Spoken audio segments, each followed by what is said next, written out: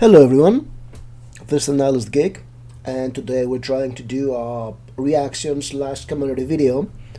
It's another video about the state of comics, and I saw this article today, and I was, let's say, distressed. No, not distressed.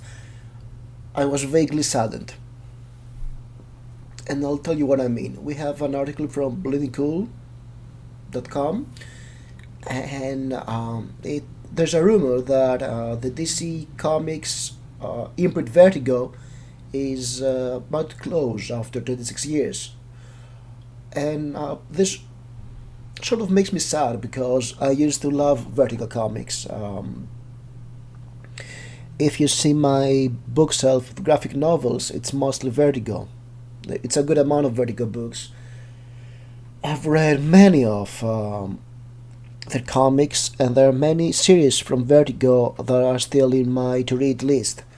So yeah, the idea that Vertigo is about to close sounds disappointing to me. It makes me feel disappointed, but at the same time, I was barely aware that Vertigo was still a thing. And let's see what the article says. There is a rumor, according to Building Cool, that DC is about to sell the DC Vertigo, the Vertigo imprint, because there was some titles from Vertigo that came out this year, and there was supposed to be some traction there.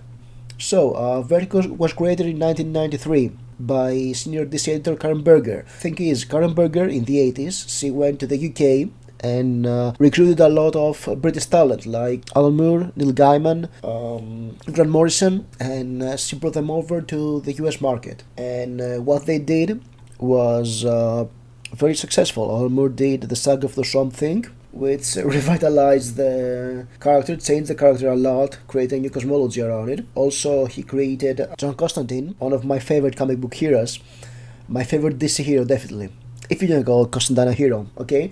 And then he did Watchmen with David Gibbons. It's one of the best graphic novels, it's one of the best superhero graphic novels ever, to be honest. And was very successful, and along with the success of The Dark Knight Returns, it convinced DC to try and do more adult-oriented books. So we had Animal Man and Doom Patrol by Grant Morrison, which were very successful.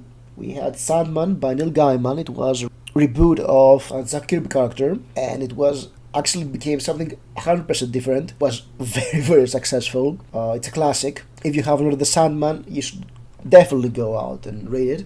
I'm not a Neil Gaiman fan, but this book is amazing. And it also tried to do some adult superhero books like Green Arrow by Mike Grell. And I'm sorry I can't remember the artists. And still there was the Swamp Thing that was...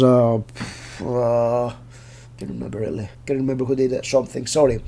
So, they were very successful. There was also the V for Vendetta reissue from the British magazine Warrior, also by Alan Moore, along with the Hellblazer, with the Adventures of John Constantine. I'm planning to do a very big Hellblazer read-through, having a video for each and every storyline in that book, all 300 issues. So, if you're interested in that, please press the subscribe button, and eventually the videos will start coming in. From 1987 to 1993, they had some very successful adult books. They were not restricted by the Comics Code Authority.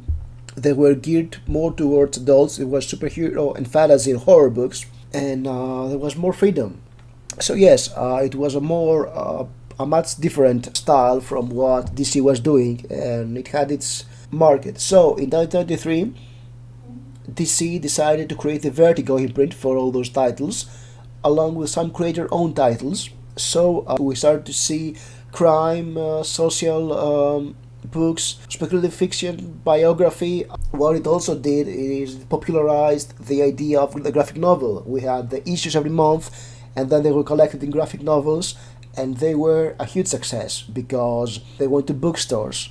The Vertigo books were more attractive towards another audience much different from people who read superhero books. It was mostly young adult and female, and I'm neither, but never mind. The only adult books that did not make it to Vertigo was Green Arrow, which in 1994, after 7 years in Mike Grell, it reverted back to the main DC continuity. There was another one I cannot recall. It was a war comic. Not Dark Hawk. Never mind. There were some other books that came out by Vertigo, like Preacher, 100 Bullets, Why the Last Man, Transmetropolitan, and Fables. There were some adaptations, yes, Constantine, Stardust, the Constantine, Zombie, Lucifer, Preacher, Doom Patrol, Something, yes. Lucifer was also a big success for Vertigo. And there were also some older titles that were made into Vertigo graphic novels like Watchmen, History of Violence, and Vendetta. And they all became movies. So, in 2010, according to the article, Vertigo had some issue because the executive of Warner found out that they couldn't adapt creator-owned titles to movies and TV series, so they demanded the contracts to change. So some of the big hitters like Warren Ellis, Garth Ennis, Grant Morrison, Neil Gaiman went elsewhere. They also removed some of the DC characters like Something and Doom Patrol from the Vertigo imprint. They kept Constantine with Hellblazer until the New 52 reboot. The chief editor, Karen Berger, was let go. She went to Dark Horse, and her successor, Sonny Bond, was also let go. Since the original spirit left the room, Vertigo lost its spark. Actually, what worked for Vertigo, according to what I remember, because I started collecting comics again back in 2002, and I was attracted to Vertigo comics because they were edgier, darker, more mature, more to my liking. What really was really important about Vertigo, it was that it had series that were in the must-read lists: Sandman, Hellblazer, Preacher, 100 Bullets, even though I didn't like this one, Transmetropolitan, which I haven't read yet, I know, and later Why the Last Man, Fables, Unwritten, Lucifer. All those comic books were must-read. They were Vertigo titles that you had to read if you're a comic fan, and people read that. It was basically indie comics created by DC, and that made them very attractive because DC had a better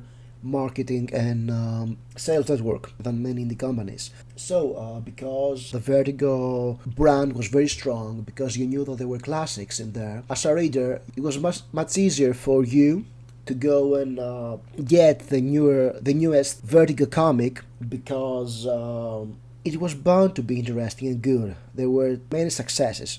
Yes, there were many failures too, but there were so high successes that you had to, if you like the Vertigo style, you will definitely try more. And I remember when I dipped out of comics in 2011, around that time, because I was a little bit broke, there were still some very renowned titles like Northlanders and Sculpt. So yeah, Vertigo was fresh until 2015 when Fables ended. And when Fables ended, Vertigo pretty much was out of the picture because Fables was their last big success. A year ago, and let's change to, yes, there was the relaunch. So let's see. June 7th, 2018. DC was celebrating the 25th year of Vertigo Comics with relaunch. They started a new series of Simon comics, I think 4 of them.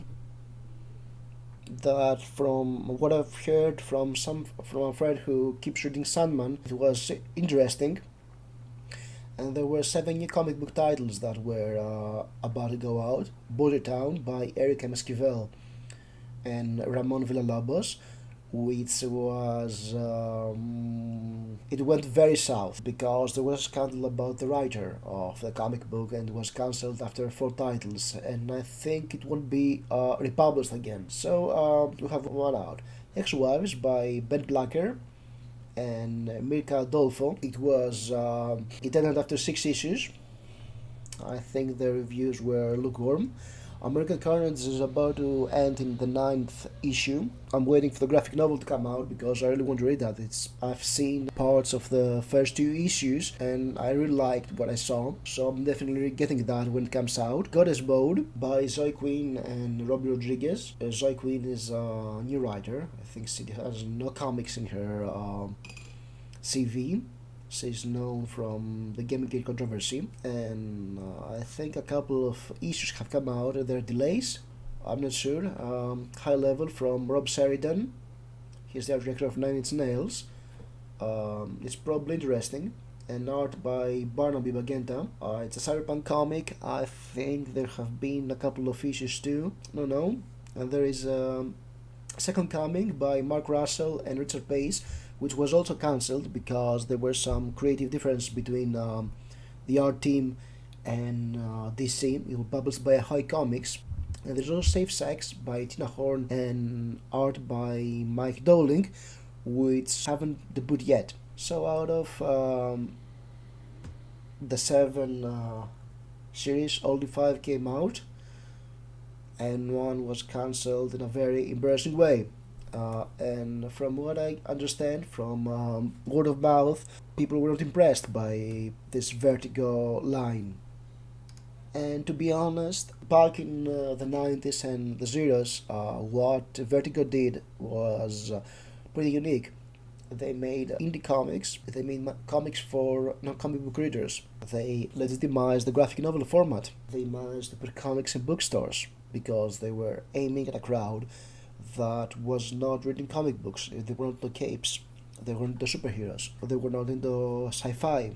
They were aiming at a mature audience that were interested in reading transgressive and political stuff. And nowadays, everybody and their mother is doing that in comic books.